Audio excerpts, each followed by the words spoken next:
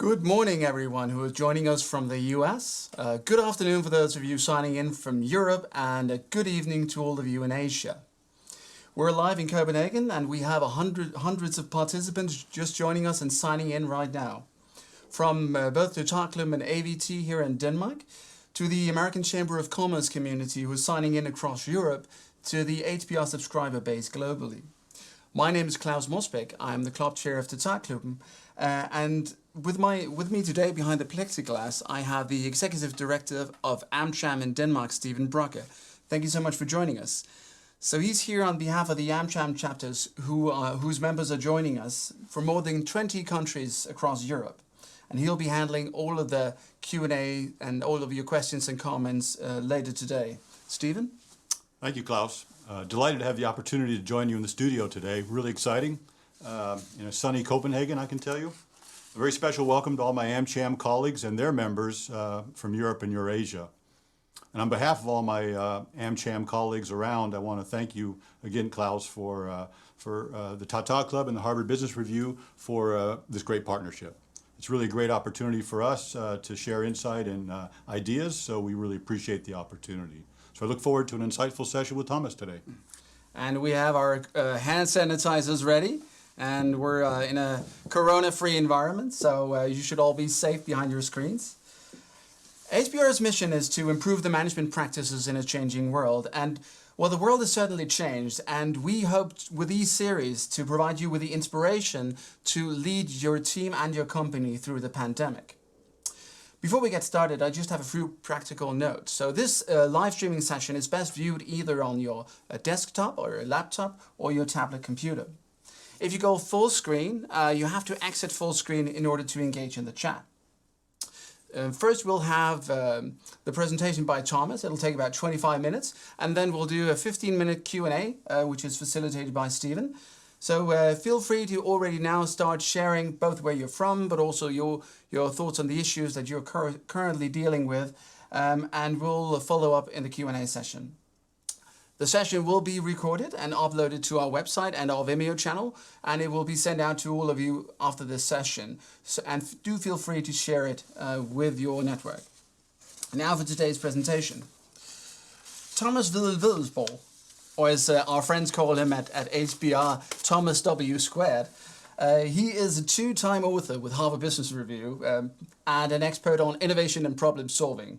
I would actually say a good friend, because we've worked a lot together, and I know that you're an excellent presenter, so I'm really looking forward to this. We've done sessions on his first book, Innovation as Usual, which I highly recommend. It's about how do you create an innovative culture, especially in larger organizations. And his new book, What's Your Problem, is hot off the Harvard Business Review Press, and it makes the point that we too often try to solve the wrong problems. So the method he's proposing is called reframing, and it's been honed through Thomas's work with companies such as Cisco, Microsoft, Time Warner Group, which have all included this method as a part of their senior management leadership training programs. His book has been endorsed by no other than Google's own Eric Schmidt, who calls it, he says, if you want the superpower of solving better problems, read this book. On that note, I'll hand it over to you, Thomas. Thank you, Klaus. It's of course an interesting time to publish a book on problem solving. That's currently something that none of us are short of, problem specifically. I am going to start with a question, and that question is the driving factor for a lot of the work I've done here over the last 5 years, namely how much we waste solving the wrong problems.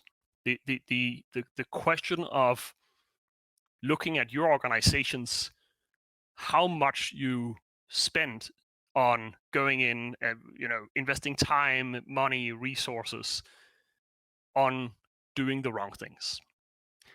That's a question I put to more than 100 C-suite executives a couple of years ago, and 85% of them came back and said, this is something we do a fair amount, and that we waste a good deal of resources on.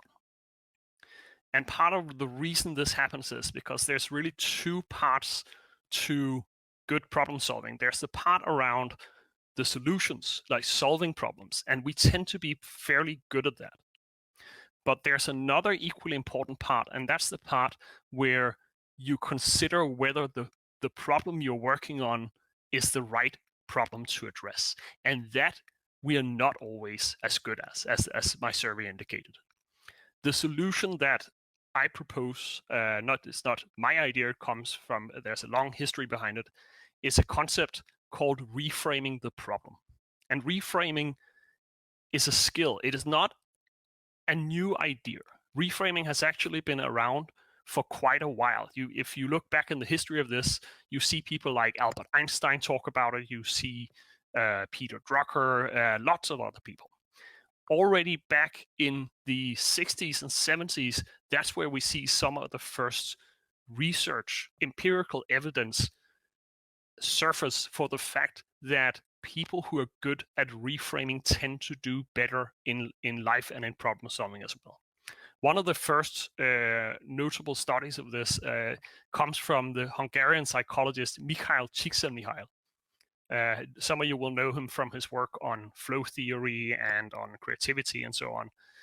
Back in the 60s, he set up a study where they basically followed people who were or looked at people who were good at innovation and tried to figure out what they did differently in their process. What I'm summarizing here is really a lot of research into this topic that Csikszentmihalyi's original study spawned. What they found was basically that most people, when you give them a problem, what do? Well, they jump into action. They switch into solution mode very rapidly. What these people tended to do differently was two things. First of all, they went in and said, what is the problem we're trying to solve? Wait a second, before we jump into solution mode, what's the problem? And then crucially, they did one more thing, namely to go in and say, is there a different way of looking at this problem? Is there another way to think about what might be going on in this situation?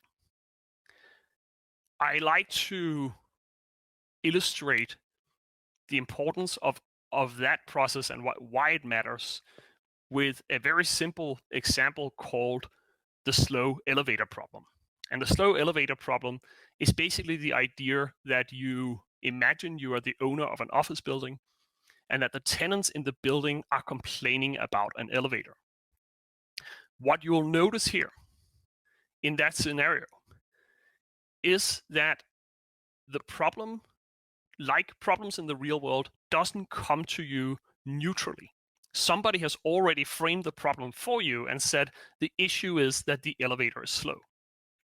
And what most people do in that situation, in their eagerness to solve the problem, is to jump into solution mode and say, well, okay, how do we make it faster? Can we, if we think creatively, can we upgrade the motor? Can we improve the algorithm that runs the lift? Do we have to go out and buy a new elevator?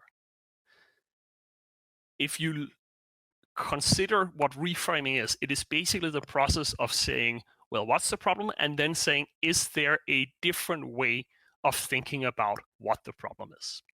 And the classical illustration here, of course, comes from the real world. If you talk to people who manage buildings for a living, well, what do? They recommend a specific thing, namely to put up mirrors in the hallway next to the elevator, because they know that what happens is when people arrive, they're grumpy, they're busy, whatever, then they look up, then they see themselves and they gaze lovingly at their own countenance, and then they forget time. The mirror is a memorable example of the core idea that you can go in sometimes by finding a different problem to solve, by looking at the problem itself and saying, wait, what if this is not about whether the elevator is slow? What is there a better problem to solve here? Something that'll allow us to arrive at a solution that is better or cheaper or faster or different from the competition or whatever we're trying to do. I like to share the slow elevator example, both because it is a very simple and memorable way to illustrate what reframing is about, namely this tendency of taking a step back and trying to think creatively about the problem instead of the solution. I also like to share it because it highlights something that I think we've sometimes missed when it comes to problem solving. Because I suggest to you that there are really three components to problem solving, namely, you can see them here. There's, of course, doing the solving, the actual work of prototyping and moving along with a solution. Then there's analysis, and that's people who are a little bit trained in problem solving. They'll be relatively okay at not jumping immediately into solution mode, but instead start to analyze the problem. But even in that, there's a pitfall, because analyzing the problem is often starting with the question, why is the elevator slow? And as you just seen here, that question can very quickly trap you in a specific framing of the problem. My point is that there's another skill or another tool we need to master, and that is the ability to go in and consider the framing of the problem before we analyze it. And framing it that means asking a different question from saying, why is the elevator slow? Instead asking or starting with a question, is the speed of the elevator the right thing to focus on? Or is there a completely different way of looking at what's really going on here? This is a critical skill. This is a skill that it applies to the problems we face in the workplace, to team problems, to problems at home for that matter. It applies to customer, like when you're trying to develop something new, what is the problem they are really trying to solve for? Or for pretty much any other context in which we have problems that we sometimes are too quick to accept as is. And then we get trapped in whatever initial framing that the problem starts out with, so to speak. I think this is a crucial skill, and I think it is mildly insane that we haven't learned this before. There's something weird about the fact that I can sit here now and publish a book with HBR on this, and I've worked for a good number of years teaching this to companies, and that's in a sense wrong. I think this is ideally in 5 to 10 years. I hope this is something that has been completely democratized, if you will. I think the core goal is here to give everybody the ability to go in and get better at framing problems and understanding whether it's a big strategic issue we're facing, whether it's a small little thing down in the customer department, whatever it is, the ability to go in and solve the right problems. What I dream of is basically making that much more widely embraced and mastered at a level where it's something we teach not just in the boardroom, but in the entry-level jobs, if not at university levels. And that's the reason I put together at least a piece of that solution, namely the book that came out here a couple of weeks ago, What's Your Problem? And what that is really sharing a method for how to do this rapidly. And I'll come back to the rapidity, but the core ingredients when I put this together was basically two things. One was the research. This is a topic that tons of people, tons of practitioners and academics have written about and looked into over the last 50 years. So I started with going through a lot of the central lessons in how to get better at framing problems. And then crucially, I went out and here over the last 5 years, I road tested the method with a lot of different companies from all over the world at different levels inside the organization. And I suggest to you that that part is critical. I wondered when I thought about this topic of reframing, I was a little bit struck by the fact that we hadn't learned this yet. Why is this not widely mastered given that we've known about it for so long? And I think part of it comes back to simplicity. There's such an easy tendency if you're an academic or whether you're a specialist in some discipline, to create really elaborate, fantastically nuanced frameworks. And I think that becomes a drawback if you're really trying to democratize it. So for instance, a very basic thing, but one thing I realized by working with companies is that most normal books aren't really finished. Like, so you buy a book and you read a bit of it, and then a lot of what's actually in the book is never read beyond chapter 1 or 2. So one of the things that I did when I put together the book was basically to say, how do we make this as accessible as possible? You'll see here some of the pages of the books, that these are screenshots, where I was about to say I got Harvard to agree to this, but they were actually very much on board with this idea of trying to go in and create something that people feel they can actually use on their real world problems, and making it not like a dense tome of theory, but something very, very applicable. And secondly, and more importantly, I started to realize what one of the central barriers to good reframing is, and that's a myth we've held onto for a long time about how to do it. This is a quote that I am pretty sure you've all run into. And I suggest to you that this is a dangerous quote. This is a bad idea. It perpetuates a myth around how to work with problems that doesn't really work in practice. Like, first of all, this is not from Einstein. Einstein never said this. But more importantly, this is a bad idea because there's really two insights hiding in this quote. The first one I agree with, namely pay attention to the problem. But it's the second one around how. That's the dangerous part, because what this is really saying is you need to spend the vast majority of your time upfront trying to think about the problem carefully. And that's everything that the lean startup movement has taught us not to do. That is basically what we call analysis by paralysis, or paralysis by analysis. If you follow this, well, what you actually do is something like this in the real world. You think for a long time, then panic sets in, somebody shouts at you to do something, and then disaster strikes. This notion of spending a ton of time in analysis, that's a bad idea. It's everything that the lean startup movement has taught us not to do, and it leads to paralysis by analysis. So what is a better answer? Because this notion that we need to spend all this time up front, it's not just a bad idea. It also means that we never really do it, because who has time, especially now, to go a week up into the mountains and think deep thoughts about the problem? I mean, that's not happening. We need a nimble method for how to do this.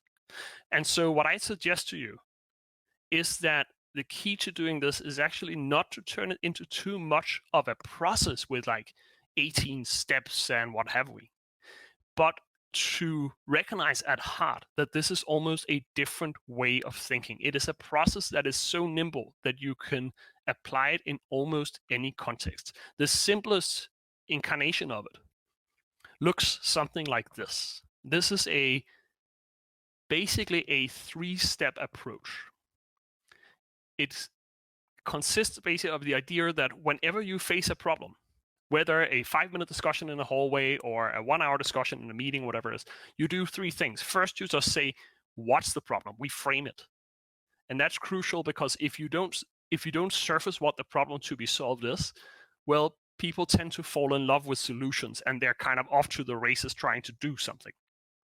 Secondly, then you go in and spend a little bit of time. This can be 5 to 15 minutes trying to brainstorm on not on the solution, but on the problem itself. A little bit like what I showed you with the slow elevator example. You go in quickly and say, is the speed of the elevator the right thing to focus on? Or is there another way of thinking about this problem? Is there a nuance? Is there an element that we haven't considered here? And then at the end of that, you go in and make sure to move forward. Like you have to be careful of not ending up in deep deliberation and nobody does anything and so on. That's not viable. That's not the way forward. The notion is here that this is the simplest incarnation. I'll show you a little bit more granularity to it in a second, but the simplest incarnation, this is really a team practice. It's something, of course, you can do this individually, but the point at which it becomes really powerful is when the couple of people you work with in your daily setting, they understand reframing as well. Then you can start having very, very efficient, quick conversations around, wait, what's the problem? Is there a different way of looking at the problem? How do we keep momentum? And finally, I'd suggest to you that this is an iterated practice. This is not something you do like in the Einstein quote, up front only, once. This is a part of what you do along the problem-solving journey. So in practice, you might, this depends on the nature of your project, of course, but you might start out Monday with a quick round of reframing. Then you swing into action mode during the week. And then Friday, you pull together again and say, okay, let's just reframe this again. Given what we've done this week, have we learned something new about the problem? Do we need to reconsider what's going on with the problem, or are we still on the right track? So the notion here of a very nimble, it's a habit of mind or a way of working where you go in, quickly frame it, quickly reframe it, and then figure out how to keep moving. That's really the essence of the idea. There's a little bit more depth to it. I will not go into the full framework here. You can download some of this. You can see here, this is a canvas I put together for if you want to apply this a little bit more rigorously. And what I'll invite you to notice here on the canvas, it's available for free online, by the way. What you will notice here on the canvas is that step 2 under reframing has a little bit more detail and specifically some tactics for how to reframe a problem.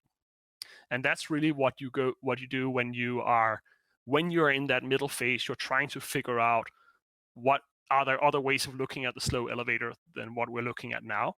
These are strategies I've road tested that basically are very helpful in terms of coming up with new perspectives on a problem. Shortly summarizing some of them here, looking outside the frame, namely the question of saying, if this is not about the speed of the elevator, what else could it be? Rethinking the goal. Do we necessarily know what success looked like? Or is there a different way of looking at what success might be in this context? Examining bright spots is the idea that you go in and look for positive exceptions. Has anyone ever solved this problem? Is there another industry that has an approach to it? Are there instances in our own past where we might have found a better way to cope with this, if even just once? Looking in the mirror is the notion of going in and questioning your own role in creating the problem. We tend to think of problems as created by outsiders, basically idiots. And we are kind of the innocent victims in that whole situation. In reality, very often, problems are partially created by our own actions. And finally, the notion of trying to take the other people's perspectives. That's something we're not always so good at. We're very quick at assuming that they must, they are lazy or whatever, or stupid or risk averse, or all the things we tell ourselves about why people do what they do. And in reality, once you dig deeper into that, the more nuance emerges around why people are acting like they do. It's a basic mechanism that we're not always that diligent at applying. So this is to give you a little bit more of a sample of what the method looks like in slightly more detail. I'm going to share with you a story or an example of this, just a simple one that you may or may not be capable of relating to, of course not in your present job. This is a story around a real world story from another researcher into this, Robert Sternberg, and it's a story of an executive who hated his boss. And the story was basically, he was working in the auto industry.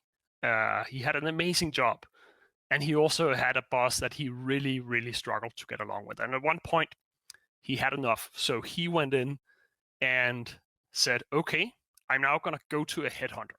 He went to a headhunter and he told the headhunter, I need your help in finding a new job so I can get away from this person I just cannot work with. The headhunter replied, well, there's a great market for senior executives right now on this. So this will not be a problem at all. I can very easily find you a new job that's fairly similar to what you have at the moment. That same evening, the man goes back home. He sits down with his wife, who also happens to understand reframing and be a bit of an expert in that. And together they start rethinking the situation or the problem they're trying to solve for. So the next morning, the executive goes back to the headhunter and he hands the headhunter his boss's CV, asking, can you find a job for this guy? And that's basically what ends up happening. Sorry, jumped ahead a little second here. That's basically what ended up happening. The headhunter found a job for the boss, and the boss, who had no idea what was going on, accepted this job, and the executive ended up getting the job of his old boss when he moved to a different company. So I thought that was an interesting example to share of how you can sometimes, just by spending a little bit of time talking to a couple of other people about your problem, you can sometimes find a better approach than your original or first solution. A little bit of further resources you can look at before we get into the questioning part. Of course, the book, first and foremost, I'd suggested you take a look at that. I suggest perhaps even that you share it with some of the learning and development people in the organization as well. I believe this is a tool we need more to be widespread inside organizations, and for that matter, outside. You can look for a little bit more information, and there's some around both training options, and there's some free resources on the website, the book's website, howtoreframe.com. And of course, you are more than welcome to reach out and contact me. I'm on LinkedIn if you prefer that. Otherwise, check out my website, thomaswedell.com. And with that, as we segue into the questioning here, I thought I'd leave you with a quote from one of the original thinkers on solving the right problems, namely Peter Drucker, who I'm sure you know. And this is the one of my favorite quotes from him. The most serious mistakes are not being made as a result of wrong answers. The true dangerous thing is asking the wrong questions. With that, I think that's a great segue to your questions, whether they are right or wrong. That's okay in this context. I'm looking very much forward to hearing them. So that's pretty much it from my side for now. I'll pass the torch over to Claus for a second. Thank you, Thomas, for an inspiring talk. And now it's time to switch gears and start listening to your questions. And I see that we have quite a bit of engagement on the chat. Stephen? Thank you, Klaus. And thank you, Thomas, for sharing your thoughts and insight around reframing. Super interesting. I'm going to lead off with a few questions, and then we'll bring in some of the questions from the audience. And let's bring it right into right here and now in the corona pandemic. So right now we have issues concerning health, social distancing, economic recession. Can you give us some examples of how leaders and companies can apply this framework to the problems they're facing right here and now? I'd say the current crisis illustrates very clearly the importance of framing problems. It's only in school that a problem comes to us predefined, and find the solution to this triangle's length or whatever it is. In the real world, the situation always starts out ambiguous. And you can see here how one of the crucial roles of a leader is not necessarily only to help or orchestrate solving the problem. It is equally to get up and say, folks, we have a problem. Here it is. And here's what's important in this situation. As I'm sure you've seen on the national level, there are lots of both good and bad examples of leaders who've managed that challenge more or less well, and the extent to which they have managed to mobilize their countries to do something about that. I would suggest to you that applies as well internally when you're looking at your role in your organizations, that ability to get up and say, here is the problem. Here's how we're going to try to move forward on it. I also think it illustrates a lesson that is around trust. And there's been a good deal of talk about how it's important for authorities or leaders to be honest with their people and to ensure that people trust them. I would suggest to you that goes the other way as well. You actually also have to trust your people. And I say that because you see two different types of responses in a crisis from a leader. Some go in with this paternalistic or maternalistic mindset of looking at your own people as children a little bit and say, oh, they must be managed and protected and they can't handle the truth. We need to massage this for them. A lot of history, including the history in the pandemic of 1918, suggests that that's not always that helpful. What is a better way to consider people is to say, not only can they generally handle the truth, they won't go into a wild panic. There's in the disaster research community, there's literally something called the disaster myth, which is the idea that everybody panics at the first sign of a crisis. That tends not to be true. Not only can they handle the truth, they are also part of the solution. And so the approach you take to your people in being honest with them and being saying, we have a real challenge here. I don't have the solution, but I believe together we can find it. That tends to be a more potent approach and treating people as the reasonable adults they are. I'd say on a more practical level, first and foremost, there's something you can do here, namely, I'm sure you have a lot of problems right now that you're dealing with. You can't, as I mentioned earlier, go off a week to the mountains and think about it. But what you can do is to gather a couple of people and spend a little bit of time on trying to test your assumptions around this problem, trying to reframe it. So that would be my first practical suggestion. Go in and start applying this. And as mentioned here on the site, there's some resources you can download.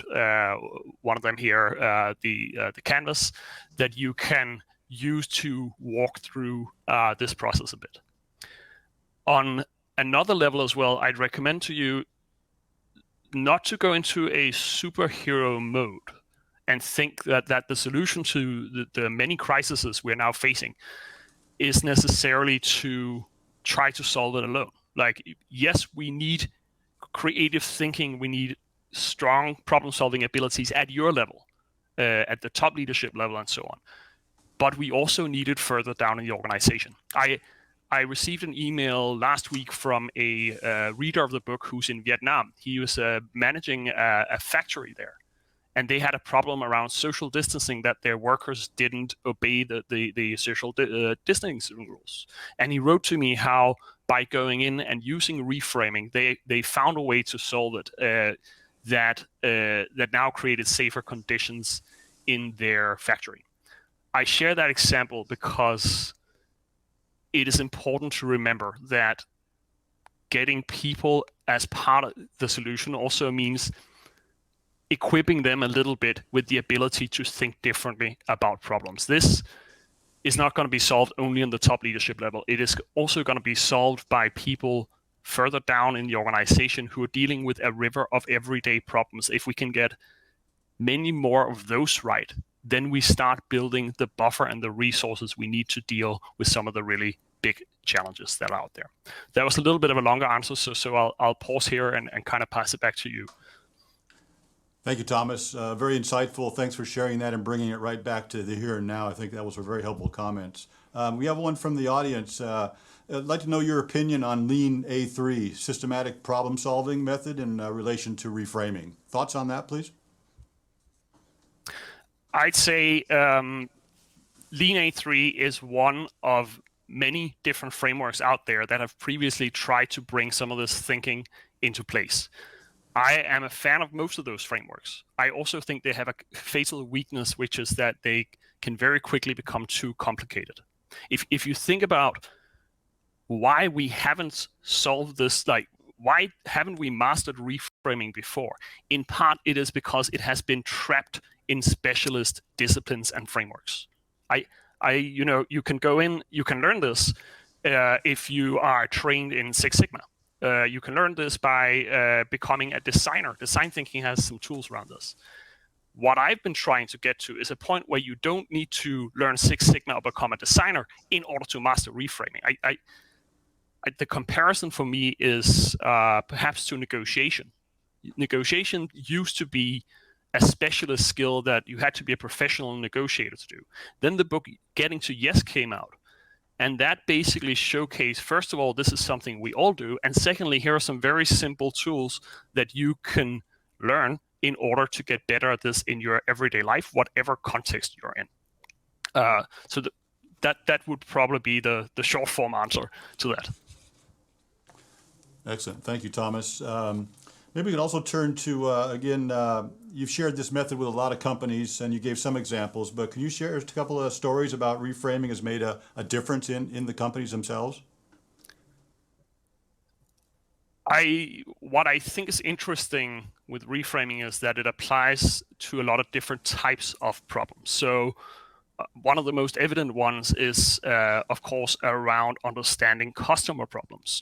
I'm sure you're seeing right now in marketing, for instance, that companies have different levels of understanding of the reality of the customers they're trying to address. And there are good and bad marketing examples out there that Twitter can supply for you. I have seen that particular thing around understanding customer problems better in a couple of the companies I've looked at. Samsung, for instance, they went in and became better at researching and understanding customer problems. I have an example of how they, this is a little bit older, in their camcorder division, that was deeply in the red. They go in, they rethink what problems people really have with camcorders, and they realize it's not about the camera filming, it is about editing. And based on that simple discovery of an unsolved customer problem, they turned their entire camcorder division profitable. I've seen it in Cisco, where they started also building a habit of validating problems early with customers. So they had a tendency sometimes to invent a brilliant new technology, but not really check whether customers wanted that before they were fairly far along in the process of rolling it out. And so they developed a super simple habit of going in and saying, okay, we have a theory about this problem that we think our thing can solve. We are now very early, before we build anything, we're going to call a couple of our customers. In this case, it was institutional customers, and basically have a conversation with them with the one rule that they're not allowed to mention their new solution. The conversation is only about saying to the customer, hey, we think you might have this problem. Is this true? Like, what do you see or experience around that? And that helped them both validate certain ideas very rapidly, and more importantly, help them kill ideas that turned out where customer says, no, I don't have that problem at all. So I think that's one really important element of course, you're not just trying to rethink or re-understand your own problems, you're equally trying to do that with customers.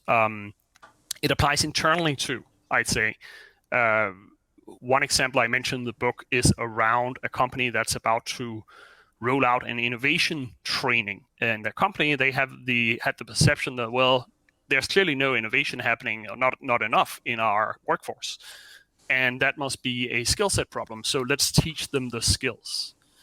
In actuality, what they found out, and luckily they found this out early in the process by inviting somebody in to challenge their thinking, they realized this is not a skill set problem at all. People knew how to innovate. This is a motivation problem. People didn't feel that their leaders of the company cared enough about the workforce. And so none of them were really inclined to go in and put in the extra mile that innovation always requires. And so once they had realized that, they went in, threw away the innovation training stuff, and went in and just focused on creating higher employee engagement and treating them again more as adults. They saw very good results from that, became one of the company's best places to work, and also on a performance level, outperformed most of their peer comparison groups. That's a couple of examples. There are many more in the book, but I think the core lesson here is that this is something you can apply to problems big and small. You can take big strategic problems and you can try to tackle them. You can also take basic leadership problems, or for that matter, problems at the home front, which a few of us, I'm sure, are experiencing at the moment. The family dynamics that you're experiencing right now is actually also something you can go in and start thinking differently about. Instead of blaming others, as we tend to do, again, asking one of the methods, how might my behavior be part of creating this particular problem? Thank you. Excellent. Thanks, Thomas. And I think we have time for one last question, and I'm going to, from the audience as well, how does reframing relate to HR departments and people issues in a company? Can you help us on some insight there?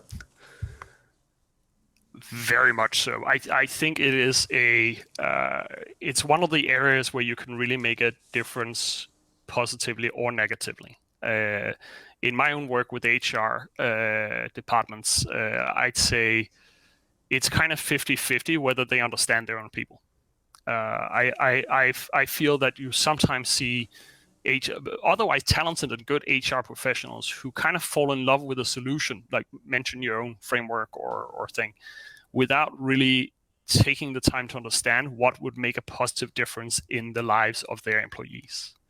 On the other hand, I've seen very talented HR executives who were widely respected within the company exactly because they didn't fall in love with solutions or start with that. They took the time to genuinely understand what's missing in here in our company, not just through surveys, but going out and studying people in the organization, saying, wait, we right now seem to have a widespread problem with this. Is this a problem we can help fix? So that's, to me, is extremely potent. You'll see in the book as well an example of both good and bad cases in that. I particularly love looking at the posters that people put up inside the workplace to announce new initiatives.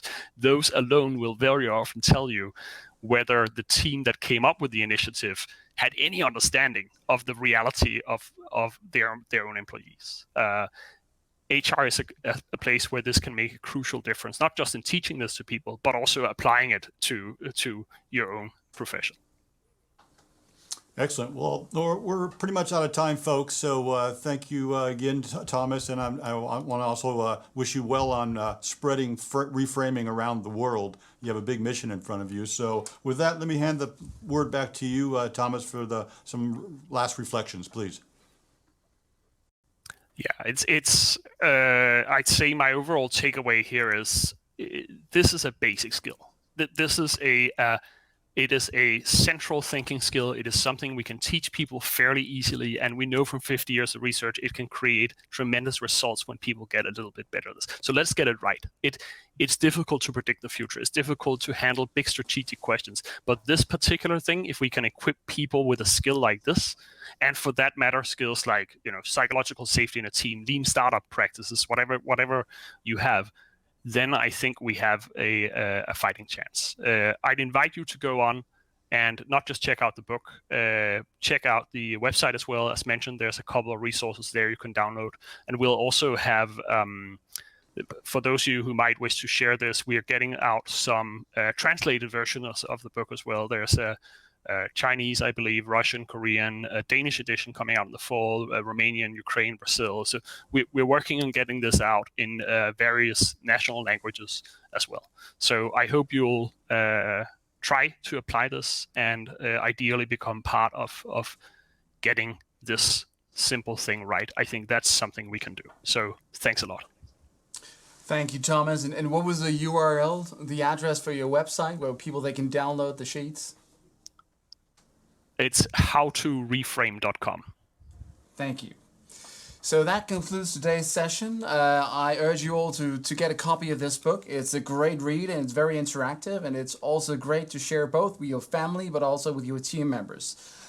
You can buy it both online on our website, but also, I don't know if you have access to a physical bookstore, but I'm sure that Amazon can help you out. Let me just briefly talk about our next event. It's on Out Innovate, how to out innovate the pandemic.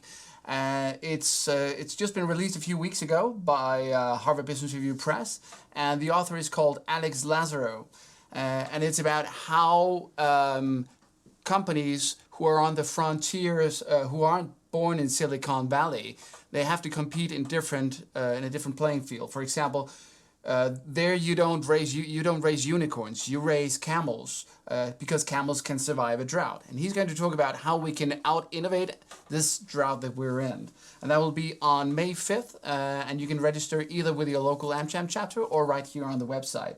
So until then, I wish you all great health and prosperous business. Thank you.